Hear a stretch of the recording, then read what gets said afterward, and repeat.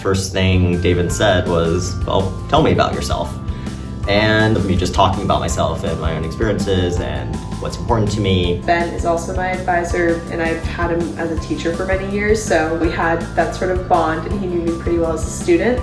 So our first few meetings were definitely like we jumped right in. And the first few meetings were honestly just like her trying to get to know me and trying to understand like what schools would work well for me, and also then talking about planning for like senior year and how that's gonna go, and also any worries I had or anything like the basics of the college process or any questions I had. Sarah made sure that I had the answers to them and that I was reassured that it would be okay.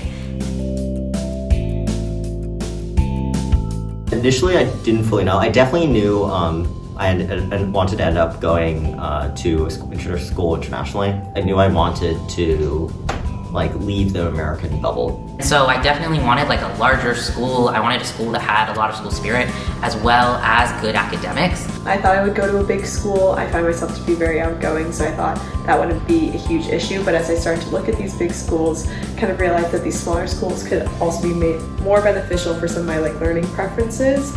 But then I also don't want a super small school, so the happy medium was somewhere in between, but it's hard to find those sometimes. I really tried to think about what was important to me. It was really helpful to kind of allow myself time. I tend to write in like sort of short bursts of like writing, but I found it was helpful just to, I think David once used the word, let my thoughts simmer. During the summer, I tried writing out a few drafts and like I sent them to Sarah and then she gave me feedback. You had to start doing it and then being like, nope, this doesn't work. And so it's better to like write something or try to start something than just kind of sitting there trying to figure out what the perfect thing would be. One thing I've really appreciated about working with David, and I know others of my friends working with other college counselors appreciated as well, was just how much of it was kind of up to the student in terms of like how they wanted to work with a college counselor. There's definitely a lot of freedom in deciding what you want to do and thinking about, like, because I think everyone works differently, and I think that the system encourages that. I definitely felt like it was my opportunity to go to college. It wasn't about what my parents wanted, even though I did have some recommendations from them and from my college counselor. Like, they were all very understanding and like, this is my future. I would say it is generally very student-centered. A lot was up to me, and like the final decisions about like, oh, do I like this school, do I not, were up to me.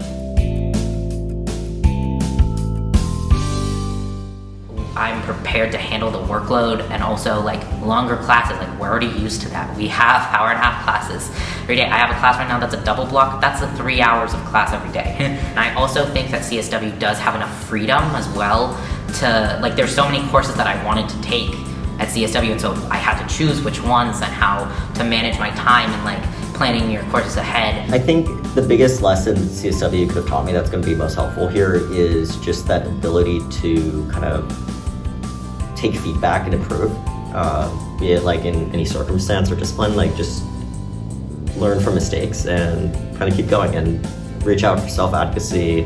I know that was something huge lesson I learned at CSW I just did not have before. It's manageable, and like I think it's probably helpful to see it as like something significant to get through, but it's, you know, looking back, I'm like, yeah, I did that. Don't freak out, even though it is very freak-outable. Try to like kind of scale it out and say, this is just one part of my life. Even though college seems really huge and looming, that's not everything that happens your senior year. It was really tempting for me to just like, I wanted to stop playing field hockey, I wanted to stop doing dance, and just because college really overwhelmed me. But by sticking through all these things, like, I've had such a great experience, and I'm glad that the college process ended up leading me somewhere where I'm excited to do all of these applications for my housing, for my classes next year. I'm excited to embark on like the next chapter of my life, and I'm glad that I didn't let the college process scare me away of doing the things I love my senior year.